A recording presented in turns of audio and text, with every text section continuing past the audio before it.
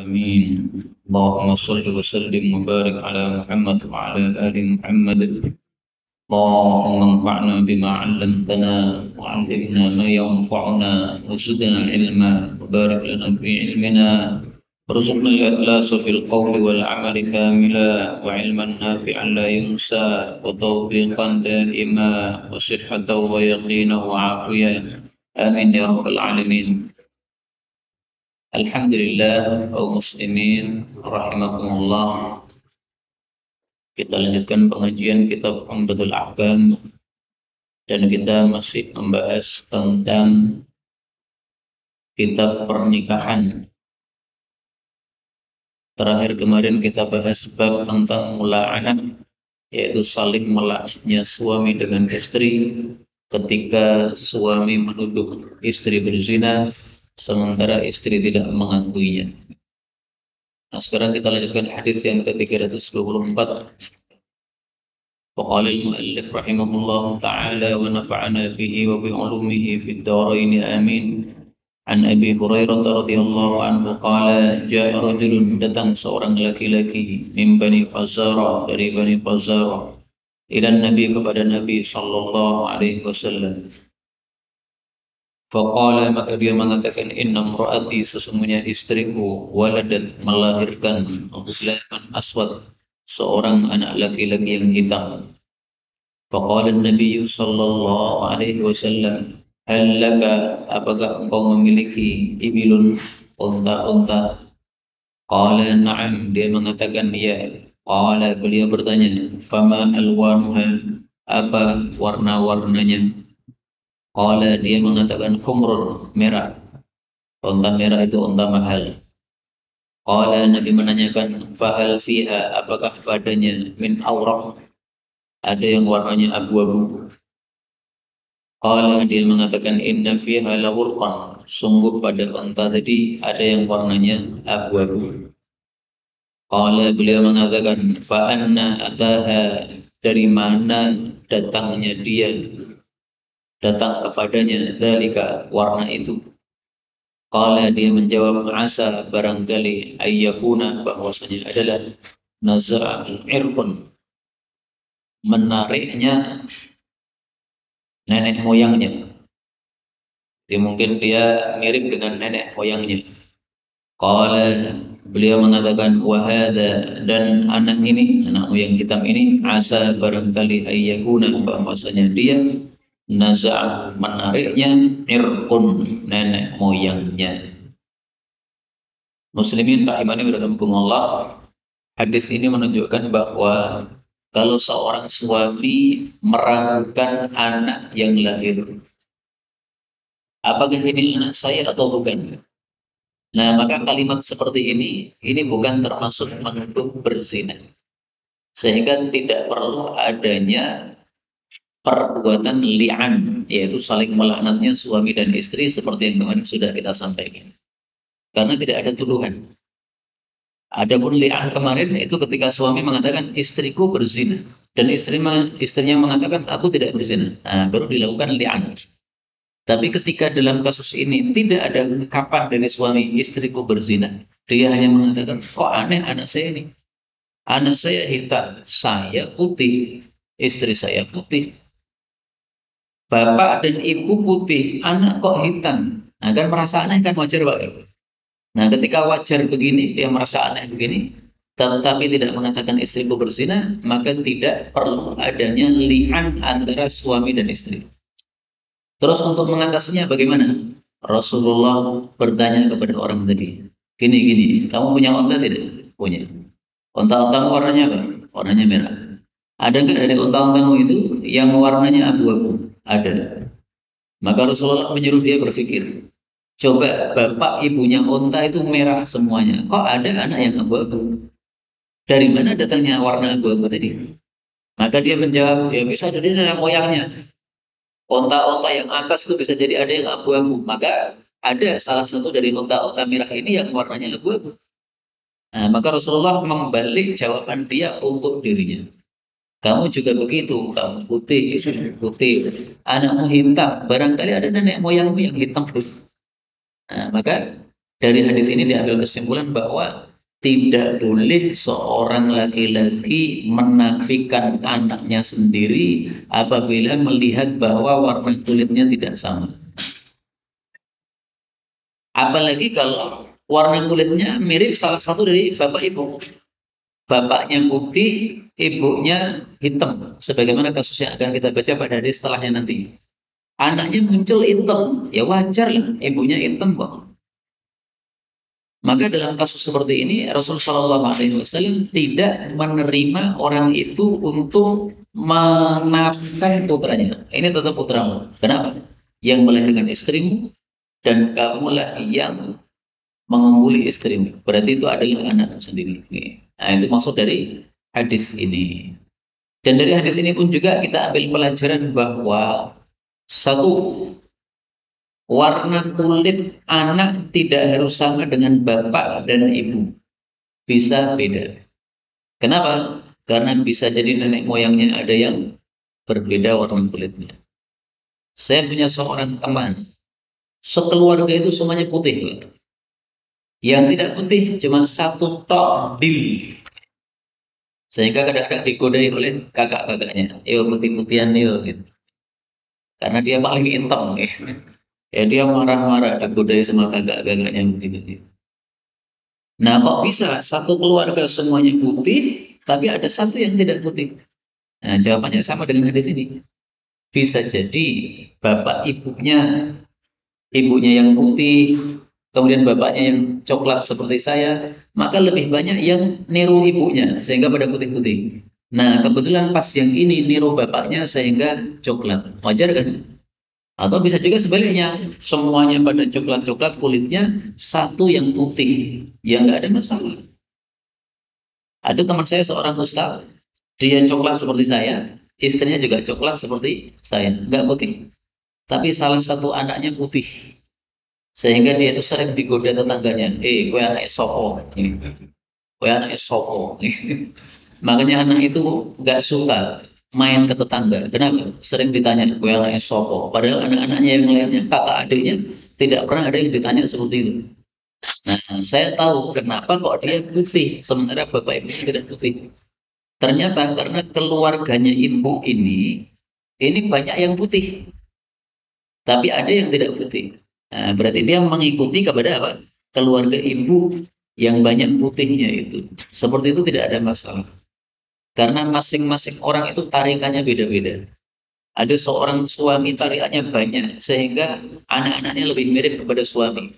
Ada istri yang tarikannya banyak, sehingga anak-anak lebih mirip kepada istri. Ada yang tengah-tengah, yang tidak begitu mirip suami, tidak begitu mirip istri. Kalau anak-anak saya malah anak saya podok loblas. Nah, apakah harus saya ingkari ini bukan anak saya? Ya enggak begitulah. Orang yang melahirkan istri saya dan istri saya yang mengumpuli otomatis saya. Ya sudah itu anak-anak saya. Mau podo rapodo bukan urusan kamu, itu terserah Allah Subhanahu wa taala. Maka dalam Al-Qur'an Allah sudah menegaskan masalah itu ya.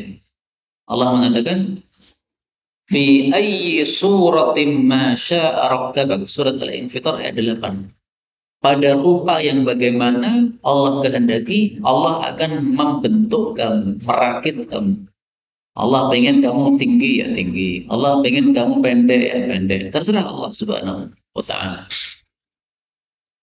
Kemudian yang kedua dari hadis ini kita ambil pelajaran bolehnya kita melakukan qiyas. Qiyas itu apa? Menyamakan hukum. Ini anakmu hitam padahal orang tuanya putih. Hukumnya disamakan dengan unta. Unta ada yang abu-abu sementara bapak ibunya merah. Gak ada masalah. Maka mengkiaskan suatu urusan dengan urusan yang lain ketika ada kesamaan, maka itu adalah sesuatu yang diajarkan oleh baginda Rasulullah Shallallahu Alaihi Wasallam. Kita lanjutkan hadis 325. Wa an Aisyah radhiyallahu anha qalat istasama, telah bertengkar Sa'd bin Abi Waqqas dengan Abd bin Zam'ah fi ghulamin, dalam hal anak laki-laki. Jadi rebutan anak laki-laki. Kasusnya apa? Faqala Sa'd, berkata Sa'd, ya Rasulullah, wahai Rasulullah, hadza ibnu akhi. Anak ini anaknya saudara saya. yang bernama Uqbah bin Abi Waqqas. Ahida ilayya, dia berwasiat kepada saya, annahu benuh, bahwasanya anak itu anak dia. Ungdur ila syabahi, lihatlah wahai Nabi kepada keserupaan dia. Jadi anak ini kan sangat serupa dengan kakak saya kan. Wa qala Abdul Zam'ah ibnu Zam'ah, adapun Abd bin Zam'ah mengatakan, hadza akhi, ini saudara saya bukan anak dia ya Rasulullah. Ulida, dia dilahirkan ala firasyi abi, pada tempat tidur bapak saya, min walidatih, dari budak perempuannya bapak saya. Fanadhara, maka melihatlah Rasulullah sallallahu alaihi wasallam ila syabahih, kepada keserupaan anak tadi. Fara'a syabahan bayyinan, maka beliau melihat keserupaan yang sangat jelas bi Utbah, dengan Utbah. Jadi mempere anaknya Utbah. Tapi apa kata Nabi? Faqala, Nabi mengatakan, huwa, anak itu, laka, milik kamu, ya Abdu Zam'ah, wahai Abd bin Zam'ah. Kenapa? Al-waladu, anak itu, lil firash, untuk pemilik istri. Firash boleh diartikan istri, boleh diartikan budak, ya. Maka lil firash, pemilik istri atau pemilik budak perempuan. Walil akhir, adapun untuk yang berzina, al hajar, mendapatkan batu. Mendapatkan batu maksudnya sia-sia, tidak dapat apa-apa. Wahtajibi, dan berhijablah, minhu, dari dia, ya Saudah, wahai Saudah binti Zam'ah, istri Nabi Muhammad sallallahu alaihi wasallam. Falam yara, maka anak kecil tidak pernah melihat Saudah qattu, sama sekali. Muslimin rahimakumullah, hadis ini perlu kita ceritakan runtutnya. Jadi runtutnya gini. Ini ada seorang bapak namanya Zam'ah. Dia punya budak perempuan. Terus budak perempuannya Zam'ah ini berzina dengan Utbah. Dari hasil perzinaan dia hamil. Maka Utbah ini sebelum mati dia berwasiat, wahai Sa'ad, nanti kamu lihat budaknya Zam'ah. Kalau dia melahirkan anak, itu adalah anak saya. Kenapa? Hasil serong sama saya. Nah, maka begitu anak itu lahir, Sa'ad mengambil anak tadi, ingin merebut anak tadi. Ini anaknya mas saya, Utbah. Mirip sekali kan sama Utbah. Ini berarti betul-betul anaknya mas saya. Ini mandinya mas saya, ini anak ini. Maka anaknya Zam'ah ini gak terima. Namanya Abd bin Zam'ah tadi. Ya Rasulullah, tidak boleh itu diambil. Itu saudara saya. Kenapa? Yang melahirkan anak ini adalah budak perempuan milik bapak saya. Berarti kan dia anaknya bapak saya. Berarti dia adik saya. Rebutan. Satunya mengatakan ini anaknya Utbah, saudara saya. Satunya mengatakan ini adik saya karena dia anaknya bapak saya. Jelas ya? Nah, jelas betul. Ruwet tapi jelas lagi. Ruwet tapi jelas. Jadi ringkasnya, ini ada budak perempuan dizinai orang. Nah, orang yang berzina tadi ingin merebut hasil serongnya tadi. Ya anakku, maniku.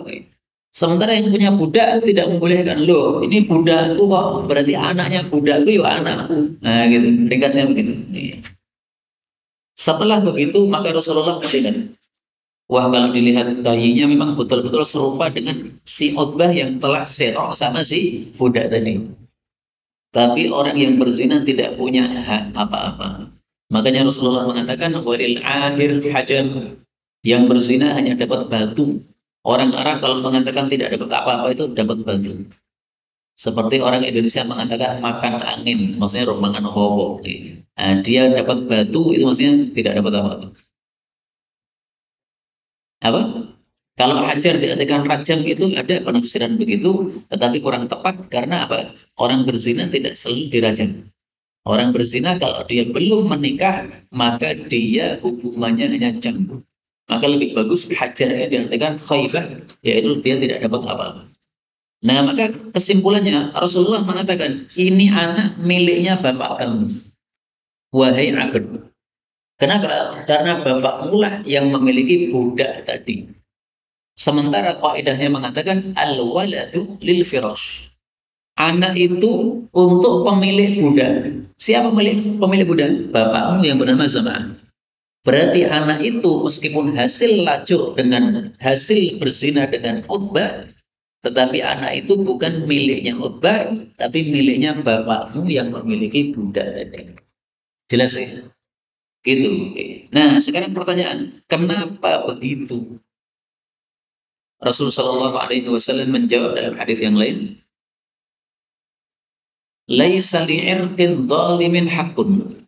Tidak ada bagi urat yang zalim tidak ada hak. Hadis riwayat Baihaqi sahih. Zina itu zalim. Karena zalim itu meletakkan sesuatu tidak pada tempatnya. Laki-laki ngumpuli seorang perempuan bukan istrinya, zalim itu. Nah, orang zalim tidak punya hak. Maka kalau ada hasil dari perzinahan tadi, anaknya bukan anak kamu. Sehingga laki dengan perempuan, gonceng-goncengan, pacar-pacaran, sebelum akad nikah, akhirnya hamil sebelum akad nikah. Itu hasil anaknya, bukan anaknya si bapak tadi. Kenapa? Karena hubungan intimannya sebelum terjadi akad nikah yang sah. Dan ini sering terjadi di Indonesia, Pak. Rentang-renteng ronor ini lagi bujung bukan, tapi sudah saya tembung. Udah ditembung bulan Januari, bonceng-boncengan sampai 6 bulan. Lah akad nikahnya kapan? Akad nikahnya nanti akhir tahun Desember. Oh, orang genah nih. Kalau nembung itu ya langsung diakadkan kalau memang cocok. Habis akad baru bonceng-bonceng. Habis bonceng-bonceng hamil silakan karena sudah akad.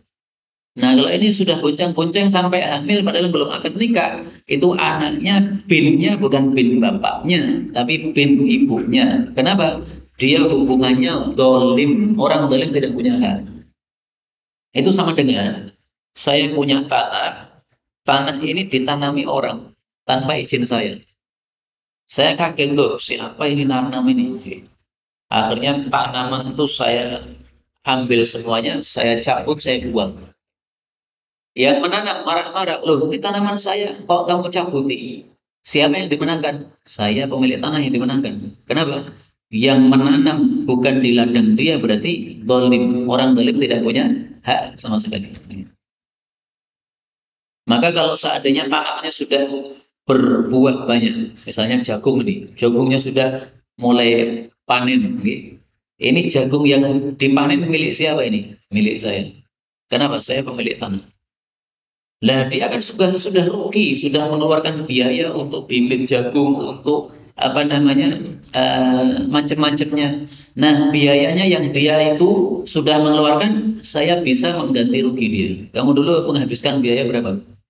Biayanya dulu untuk menanam 1 juta. Baik, ini saya ganti 1 juta. Terus jagung ini saya panen, karena sudah milik saya. Terus saya jual hasilnya 5 juta. Alhamdulillah. Nah, salah dia sendiri yang nanam kok di tanahnya orang. Kalau mau nanam di tanahnya orang, bilang dulu, ini tanah Anda daripada kosong, sehingga akan banyak ularnya, saya tanami saja. Kalau dia mengizinkan, Alhamdulillah. Kalau dia tidak mengizinkan, ya sudah. Namanya milik orang lain. Tapi paling bagusnya orang yang punya tanah nganggur itu adalah mengizinkan kepada orang yang mau menggunakannya, karena pahala akan mengalir kepada dia. Kalau tidak mau mengizinkan, ya sudahlah, separuh-separuh dipekerjakan, kemudian hasilnya diparuh, separuh untuk kamu, separuh untuk saya, atau sesuai dengan kesepakatan. Apa maksud sabda Nabi? Dan berhijablah dari anak tadi, wahai Saudah. Nah, begini. Pemilik budak tadi adalah mertuanya Nabi Muhammad Sallallahu Alaihi Wasallam. Pemilik budak ini punya anak perempuan namanya Saudah. Saudah itu istri Nabi. Berarti bayi yang jadi rebutan tadi kan saudaranya Saudah kan? Bayi yang lahir tadi adalah saudaranya Saudah. Karena anaknya Zam'ah, anaknya bapaknya. Tapi oleh Nabi, wahai Saudah, kamu tidak usah buka hijab kepada anak tadi. Kenapa? Anak ini memang miliknya si Zam'ah sesuai hukum Islam. Tapi secara fakta siapa yang menghamili Buddha, faktanya memang Utbah yang menghamili. Buktinya tadi, anaknya mirip sekali dengan Utbah, 100% miripnya. Maka berarti ini hasil mandinya Utbah yang telah menzinai dia. Nah, maka Nabi menyuruh, wahai Saudah, meskipun itu adalah saudaramu, tapi kamu tidak usah buka jilbab di depan dia. Maka sampai besarnya, sampai matinya Saudah, anak tadi nggak pernah melihat Saudah sama sekali, padahal dia adalah saudarinya. Nah, perintah Nabi ini tujuannya apa? Perintahnya tujuannya untuk bersikap warok. Warok itu kehati-hatian dalam hal halal haram. Dan juga dalam hal-hal yang lain, dalam hal apa amalan agama ini. Maka kalau Nabi melihat ini mirip dengan si penzina tadi, berarti maninya si penzina. Nah, dari sebab itulah Nabi menyuruh Saudah untuk tidak buka jilbab kepada laki-laki tersebut. Baik, kita lanjutkan 326. Wa an Aisyah radhiyallahu anha annaha qalat inna Rasulullah sallallahu alaihi wasallam dakhala masuk alayya kepada saya masruran dalam keadaan bahagia. Tabruku bersinar-sinar asariru raut-raut wajhihi wajahnya. Faqala maka beliau bersabda, alam taroi, tidakkah kamu tahu anna mujazzizan bahwasanya Pak Mujazziz ini nama orang. Anna mujazzizan bahwasanya Pak Mujazziz nadhara melihat anifan tadi ila Zaid bin Harithah kepada Zaid bin Harithah wa Usamah bin Zaid dan Usamah bin Zaid yaitu putranya. Faqala maka dia mengatakan inna sesungguhnya ba'da hadhil aqdam sebagian dari telapak kaki ini lamin ba'din sungguh dari sebagian yang lain. Wa fi lafdhin dalam lafal yang lain wa kana mujazzizun adalah Pak Mujazziz qaifan seorang ahli nasab atau ahli qiyafah. Ya. Hadis ini perlu dijelaskan bagaimana runtutnya. Jadi runtutnya ini ada dua tokoh. Tokoh yang pertama adalah Zaid bin Harithah. Ini anak angkat Nabi Muhammad SAW. Dia berkulit putih. Dia punya anak namanya Usamah bin Zaid. Dia berkulit hitam legam nikru. Bapaknya putih, anaknya nikru. Kalau berjalan bareng seperti lapis legit. Saking apa? Putihnya bapaknya dan saking hitamnya anaknya. Maka orang-orang jahiliyah mengatakan, bapak karo anak beda mesti bermasalah ini. Berzina atau apa itu mereka nggak menjelaskan, tapi pokoknya ini bermasalah, ini bapak sama anak nggak sama. Maka Rasulullah nggak senang ucapan seperti itu, karena mengingkari nasab itu dalam Islam hukumnya dosa besar. Seorang anak mengatakan ini bukan bapakku, itu dosa besar kayak begitu. Sebaliknya juga bapak mengatakan ini bukan anakku, padahal anaknya, dosa besar itu. Nah, maka Nabi nggak suka ucapan-ucapan jahiliyah tadi. Maka suatu hari ada dua orang tidur di dalam selimut, badannya, kepalanya tertutup selimut, sehingga tidak diketahui siapa dia. Tapi muncul kedua kakinya. Yang dua kakinya satunya hitam, yang dua kakinya satunya putih. Nah, yang tidur itu adalah bapak dan anak ini tadi. Nah, ada seorang ahli qiyafah atau ahli nasab datang ke situ, ke Masjid Nabawi, melihat ada orang tidur, tapi ditutupi dengan selimut, tapi satunya putih, satunya hitam. Kemudian karena dia ahli nasab, dia melihat ini kaki ini, meskipun satunya hitam, satunya putih, tapi ini senasab ini. Kenapa? Karena ada kemiripan kaki antara satu dengan yang lain. Nah, yang disebut qiyafat itu, ahli qiyafat itu bisa mengetahui nasab orang-orang dengan hanya melihat kakinya. Disuruh melihat kaki saya. Nah, dia tahu, oh ini wong keturunan wong Bengkok ini, tahu. Melihat kaki panjenengan, meskipun panjenengan tinggal di apa daerah sini, tapi antum asalnya Padang misalnya. Nah, ahli qiyafat bisa mengetahui, iki kaki wong Padang ini. Meskipun panjenengan sudah bertahun-tahun di sini dan jadi petani di sini, kakinya sudah kaki apa? Kaki desa, kaki petani. Tapi ahli qiyafat melihat kaki bisa tahu ini nasabnya orang Padang. Nah, itu ahli qiyafat kayak begitu. Maka begitu Nabi melihat komentarnya ahli kiafat ini, beliau masuk ke rumah dalam keadaan wajahnya ceria. Wah, tadi itu ada mujazis melewati dua orang yang sedang tidur, yaitu Zaid dan Usama. Kemudian mengatakan ini senasab. Nah, maka Rasulullah senang gara-gara apa? Ucapannya mujazis ini menguatkan bahwasanya betul-betul ini anak dan bapak ini betul-betul yang anaknya asli, bapaknya asli. Nah sekarang pertanyaannya, kenapa Zaid putih sementara anaknya Usama kok hitam? Itu karena Zaid menikahi seorang wanita negro namanya Ummu Aiman. Ummu Aiman ini seorang wanita negro, kulitnya hitam legam. Nah sekarang anaknya hitam kan wajar tak Pak? Ngikuti siapa? Ibunya, wajar dong. Gitu aja kok repot orang-orang ini. Karena orang jahiliyah begitu, sukanya itu membicarakan nasab orangnya. Ini bermasalah, ini bermasalah. Oh, bermasalah gimana? Oh, sejak dulu memang bapak ibu kayak begitu itu kok anaknya, anak mereka itu tidak perlu dipermasalahkan. Maka dari kasus ini kita ambil pelajaran bahwa kalau sudah ada ketetapan bahwa ini anaknya seseorang, jangan dipermasalahkan. Karena kemiripan dengan bapak tidak wajib. Kemiripan dengan ibu tidak wajib.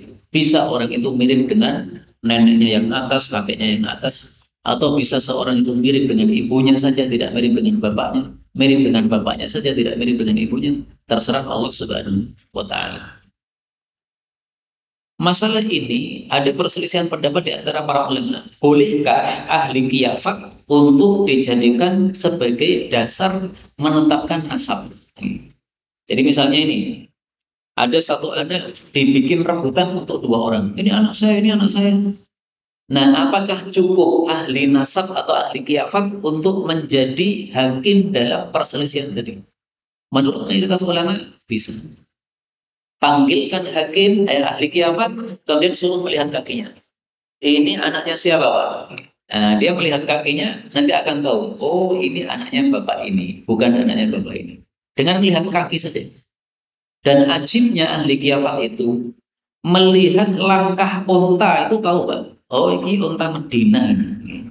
Melihat langkah onta, oh ini onta Mesir ini. Langkah bekas langkah di padang pasir. Maka kalau perang itu penting untuk membawa ahli kiafat. Karena kalau melihat ada langkah-langkah onta, bisa tanya, ini onta dari mana ini? Oh ini dari Mesir. Oh berarti dari musuh ini. Karena Mesir misalnya musuh misalnya. Oh ini dari orang-orang Quraisy dari Mekah, yang berarti musuh, misalnya begitu. Maka ahli kiafat memang sangat istimewa sekali, hanya melihat kaki bisa mengetahui nasab seseorang. Karena itu menurut mayoritas para ulama, ahli kiafat boleh dijadikan hakim untuk menentukan masalah nasab tadi ketika ada percekcokan rebutan nasab antara rebutan anak antara satu dengan yang lain. Menyelisih mereka Abu Hanifah. Abu Hanifah berpendapat ahli kiafat hanya boleh dipakai, tidak boleh dipakai sama sekali. Berarti hadis ini menurut Abu Hanifah tidak dipahami secara umum. Ini hanya kasus ini saja, tidak bisa dipahami secara umum bahwa ahli kiafat bisa dijadikan penentu nasab.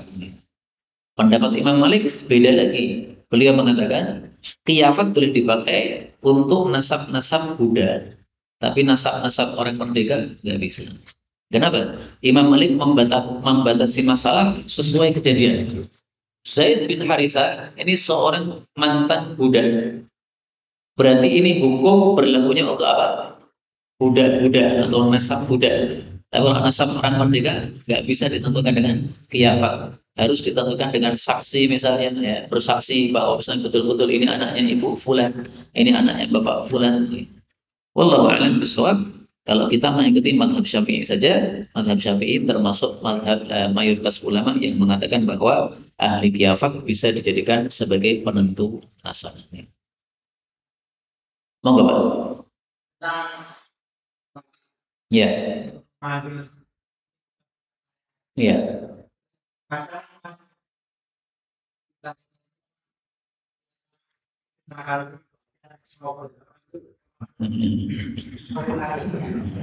Anaknya sendiri Pak. Iya. Ya, kalau dia mengatakan ini anaknya sopo, tapi bukan dalam rangka mengingkari ya tidak apa-apa. Maksudnya untuk menasehati, kok anaknya sopo tau, bapak ibu mungkin orang mursal, kayak mursal. Atau mungkin anaknya ganteng wae. Anak sopo, cium-ciumi. Padahal ya anakmu dewe. Nah, orang sering gitu itu. Apa, Pak? Kalau bukan dalam rangka menghindari. Tapi kalau dalam rangka menghindari nggak boleh. Baik, kita lanjutkan. 327. An Abi Sa'id al-Khudri radhiyallahu anhu qala dzukira disebutkan al-azl li Rasulillah kepada Rasulullah sallallahu alaihi wasallam. Faqala maka beliau mengatakan walim kenapa yaf'alu dzalika melakukan azl itu ahadukum salah satu kalian walam yakul dan beliau tidak bersabda fala yaf'al jangan melakukan dzalika hal itu ahadukum salah satu kalian. Fa'innahu karena sesungguhnya kata Nabi, laisa tidaklah ada nafsun makhlukatun jiwa yang diciptakan oleh Allah illallahu khaliquha kecuali pasti Allah betul-betul menciptakannya. Muslimin rahimakumullah, hadis ini membahas tentang azl. Azl itu adalah seorang suami menumpahkan sperma tidak pada rahim istri. Khawatir istrinya hamil. Nah, itu namanya azl. Azl hukumnya apa? Diperselisihkan ulama. Ada yang mengatakan boleh, ada yang mengatakan tidak boleh. Mayoritas ulama mengatakan makruh. Kenapa? Karena ada hadis yang menunjukkan boleh. Mana hadis ini? Nabi ditanya tentang azl. Nabi mengatakan, kenapa sih seseorang melakukan azl? Ada apa? Nabi tidak mengatakan, jangan melakukan. Berarti kan boleh kan? Tapi karena Nabi bertanya, ngapain melakukan azl? Berarti hukumnya apa? Makruh. Maka inilah dalil yang menunjukkan bahwa azl hukumnya makruh. Tidak disukai, tetapi halal, tidak dosa. Tapi aneh seorang suami kok tidak mau istrinya apa? Hamil. Mestinya punya istri itu tujuannya supaya anaknya banyak. Sehingga mestinya ada program KB keluarga besar 10 anak cukup. Mestinya begitu. Sayangnya oleh orang Indonesia diubah ya. Keluarga berencana 2 anak cukup. Salah itu ya. Mestinya keluarga besar 10 anak. Ya. Nah, muslimin rahimani wa rahimakumullah.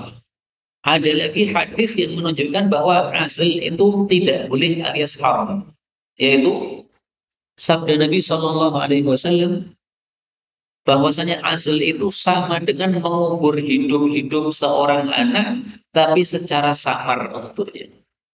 Kata Nabi, azl sama dengan mengubur hidup-hidup seorang anak, tetapi secara samar. Ini hadisnya sahih riwayat Muslim, menunjukkan bahwa azl tidak boleh. Nah sekarang gimana? Ada hadis yang menunjukkan boleh, ada hadis yang menunjukkan tidak boleh. Sama-sama sahihnya. Nah ketika sama-sama sahihnya, maka oleh para mayoritas ulama dikompromikan sehingga jadi hukum tengah-tengah, yaitu makruh tadi. Maka seorang suami melakukan azl kepada istri, makruh, boleh tapi. Supaya tidak makruh gimana? Para ulama katakan, supaya tidak makruh minta izin sama istri. Boleh enggak saya azl? Ketika istri mengatakan boleh, sudah tidak makruh. Kenapa? Karena asli berarti mengurangi haknya istri. Kan dia punya hak kan? Nah, haknya kalau dikurangi ya minta izin dulu. Kalau dia tidak mengizinkan, ya enggak boleh. Kalau dia mengizinkan, silakan. Itulah mana asli. Tapi kurang bagus. Kenapa kurang bagus? Karena Rasulullah mengatakan, suatu jiwa yang sudah ditetapkan tercipta oleh Allah, Allah pasti betul-betul menciptakan meskipun kamu lakukan azl. Dan ini terbukti. Ada seorang sahabat Nabi bilang, ya Rasulullah, saya punya budak. Saya mengumpuli dia, tapi saya pengen dia tidak hamil. Saya berusaha dengan cara azl. Maka Rasulullah dengan santai mengatakan, silahkan kamu azl, tapi nanti pasti Allah akan takdirkan sesuatu yang sesuai dengan ketentuan Allah, keinginan Allah Subhanahu wa taala. Beberapa hari kemudian orang itu datang lagi kepada Rasulullah. Ya Rasulullah, betul kata Anda. Sudah saya azl tapi sekarang hamil. Ya orang kacek azl. Mohon maaf kalau pakai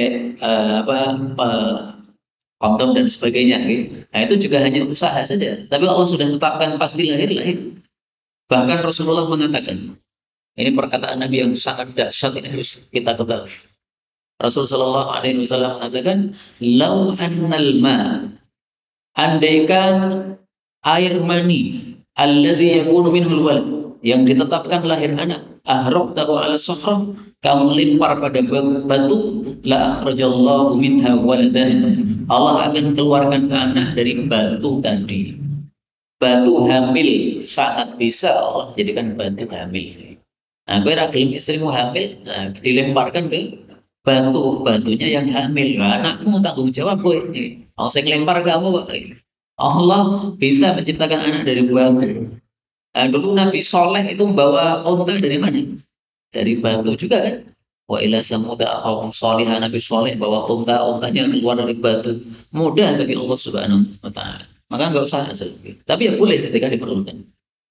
328. Wa an Jabir bin Abdullah radhiyallahu anhu qala kunna adalah kami dahulu na'zilu melakukan azal wal Qur'anu yanzil dan Quran masih turun. Qala Sufyan, berkata Sufyan, lau kana syai'an yunha anhu, kalaulah azal itu sesuatu yang dilarang darinya, lanahana anhul Quran, sungguh telah melarang kami darinya ayat-ayat Al-Quran. Ini dalil yang kedua bahwasanya azal hukumnya boleh, karena tidak pernah ada ayat Quran yang melarang azal, padahal Allah dari atas langit mengetahui orang-orang pada melakukan azal. Hadis berikutnya, hadis terakhir 329. Wa Nabi Dzar radhiyallahu taala anhu annahu sami'a Rasulullah sallallahu alaihi wasallam yaqulu laisa min rajulin, tidak ada seorang laki-laki idda'a bi ghairi abi, yang dia menasabkan diri kepada selain bapaknya, wa huwa ya'lam, padahal dia mengetahuinya, illa kafar, kecuali dia kafir. Yang dimaksud kafir di sini kufur nikmat. Tidak mengakui bapaknya sendiri berarti kufur nikmat terhadap bapaknya. Bapakmu yang susah-susah sehingga kamu lahir, begitu kamu dewasa kamu mengatakan ini bukan bapak, kufur nikmat itu. Dan ini termasuk dosa besar karena disebut Nabi dengan istilah kafir. Waman, dan barang siapa idda'a, mendakwakan malaysa sesuatu yang bukan miliknya, falaysa minna, bukan termasuk dari kami, bukan termasuk dari umat Islam. Berarti juga dosa besar. Merampas tanah kemudian mengatakan ini tanah saya, padahal bukan milik dia, tapi dia menggandakan apa? Kartu tanahnya. Nah, itu berarti dosa besar. Waliyatabawa, dan hendaklah dia itu mempersiapkan maq'adan, tempatnya, minannar, di neraka. Wa man da'a, dan barang siapa yang memanggil rajulan, seseorang, bil kufur, dengan panggilan hai kafir, au qala, atau dia mengatakan ya aduwallah, wahai musuhnya Allah, walaysa kadzalik, padahal tidak seperti itu, dia bukan musuh Allah, illa kecuali hara alaihi, tuduhan itu kembali kepada dirinya sendiri. Jadi tidak boleh kita memanggil saudara kita sesama muslim mengatakan hei kafir, hei Yahudi, hei Nasrani. Apakah ada orang seperti itu? Dulu, gara-gara ada seorang Yahudi masuk Islam. Nah, setelah masuk Islam kemudian ada cekcok dengan sesama muslim. Nah, si muslim ini tahu kamu dulu Yahudi, maka dipanggil hei Yahudi. Nah, itu enggak boleh. Termasuk juga kondisi zaman sekarang ketika ada sebagian orang dituduh sebagai orang Syiah, sementara dia bukan orang Syiah. Sementara yang menuduh meyakini bahwa orang Syiah itu kafir. Berarti kalau dia mengatakan kamu Syiah, seolah dia mengatakan kamu kafir. Nah, ini bahaya besar. Kekafirannya bisa balik kepada si penuduh kalau yang dituduh tidak sesuai apa yang dituduhkan. Hati-hati. Okay. Makanya mulut itu kata Nabi bisa menjerumuskan ke dalam neraka. Okay. Kata inda Muslim, inilah riwayat Muslim, walil Bukhari nahwu, dan diriwayatkan oleh Bukhari semasal itu, wahar, dan kata-kata har itu bimakna roja'a, maksudnya adalah kembali, jadi tuduhannya balik kepada dirinya sendiri. Inilah kaum muslimin rahimani wa rahmatullah yang dapat kita pelajari pada pertemuan kali ini. Insyaallah pertemuan besok kita akan membahas kitab Radha', kitab tentang penyusuan, yaitu seorang ibu menyusui anak yang bukan anaknya sendiri. Kapan itu menyebabkan menjadi ibu susuan yang mahram dengan dia, dan kapan tidak, itu yang akan kita bahas insyaallah pada waktu yang akan datang. Wallahu a'lam bishawab.